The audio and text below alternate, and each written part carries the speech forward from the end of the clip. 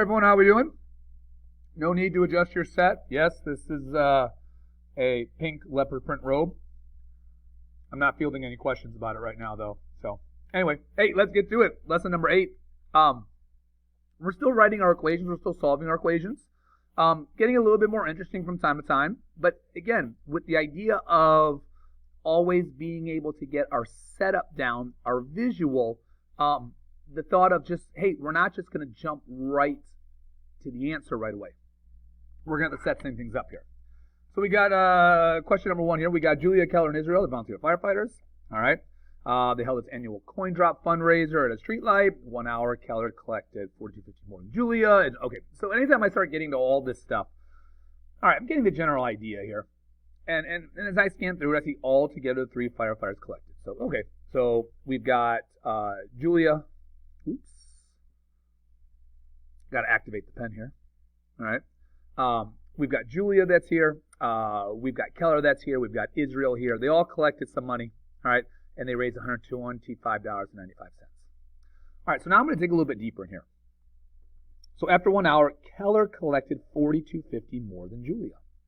So when I go to Keller, all right, that's going to be $42.50 more than what Julia did. Okay. And Israel had collected 15 less than Keller. Okay. Well, Keller collected $42.50 plus Julia.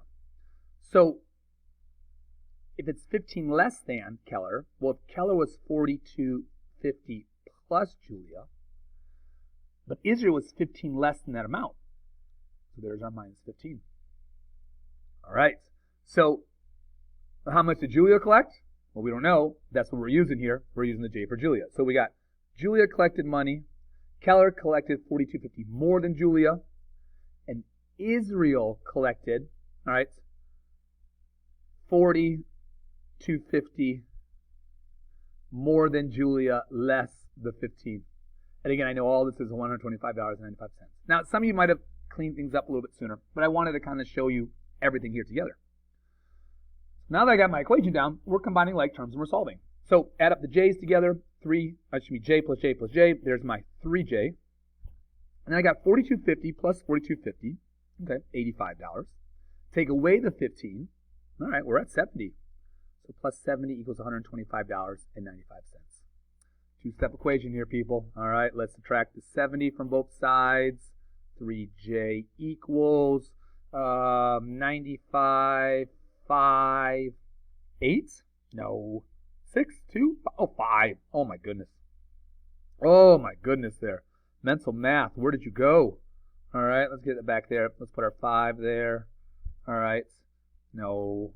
Is that? Yeah, that is 50. 55. I was using my estimating skills to make sure that matched up there. All right. Divide both sides by 3 so we can reach for our good friend the calculator here. $55.95 divided by 3. $18.65. There we go.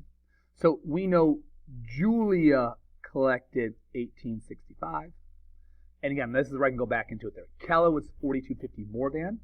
So I can add the $42.50 onto that and see that Keller was $61.15. And Israel was $15 less than Keller. All right, so then I'll take away the 15 and $46.15. All right. And I'm just going to do an estimate here. Make sure I should be around that 125 mark. So about 20, about 60, and at 80, 80, and about, 45. Okay. 125. That lined up really well. So, yeah, I like what I've done here. Okay. They're taking you through all the steps. I'd rather just talk you through it here. All right.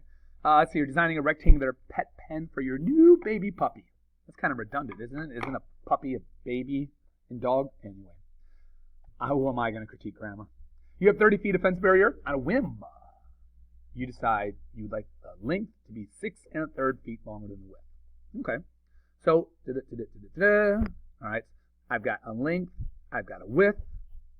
And I know that the length is going to be 6 1/3 feet longer than the width. Okay. So we're not using the length. We know it's 6 1/3 more than what the width is. Now it is perimeter, so we're adding up all the sides, which means over here is 6 1/3 plus the width, and over here is the width. All right, so all of this added up, all right, has to give me 30 feet. So I'm going to start cleaning stuff up right away. There, I got 4W. And 6 1/3 plus 6 1/3, that is 12 2/3. I'm going to leave it here because that's where I can do some mental math. I'm going to subtract 12 2/3 from both sides. All right, so 4W equals, so 12 2/3, which means I've got a third, and then 29 minus, that's my 17, so my 17 1/3. All right, so the problem with this here is my calculator is not really going to help me out much because 1/3 is a repeating decimal. So I'm dividing by 4. We are dividing by 4. I'm going to come on over here, and we're going to take care of it. I need to do 17 1/3 divided by 4. So let's get some improper fractions. 7 times 3, 21. Okay, so that's 51 plus the 1, so 52. So I've got 52/3. And remember, we are multiplying by the reciprocal. All right. It may not look like it, but there is cross division there. Now, if you don't see it, it's okay. We can clean it up later on if that's the case. But it is 13. And that's going to be something much nicer. Now, again, if you didn't see it, you could do 52 times 1, 52, 3 times 4, 12, and then simplify it, and we'll get there. Now, we are solving for something here. When we do our equations, we would a lot of times just put down 13/3. But no, we actually have something, so it is 4 1/3 feet.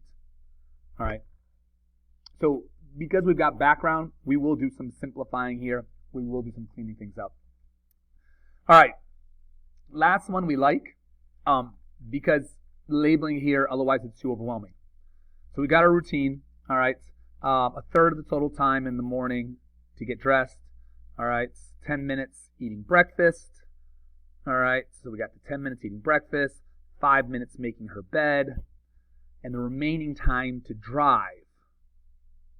All right. Now go back to the beginning. Nancy spends a third of the total time in the morning. So of the total time, a third of the total time getting dressed. Nancy spends a third of the total time. So when I don't know what's going on, I got to repeat things to myself. Total time in the morning. So so this is getting dressed, and it's a third of this. So getting dressed is a third of the total. Nancy spends 35.5 minutes getting dressed. Oh, wait a second. Wait, there we go. So Nancy spends 35.5 minutes getting dressed. So there's 35.5, okay, plus the 10, plus the 5. All right, so right now I'm at 50.5 plus the drive. But go back, Nancy spends a third of the total time. A third of the total time. So this, oh, there's the bell. Hold on. Okay, so what I noticed here, I took a break, I took a pause, I went on some other problems, I came back to it. And I realized is I misinterpreted the question. Nancy spent 35.5 minutes getting dressed, eating breakfast, and making her bed.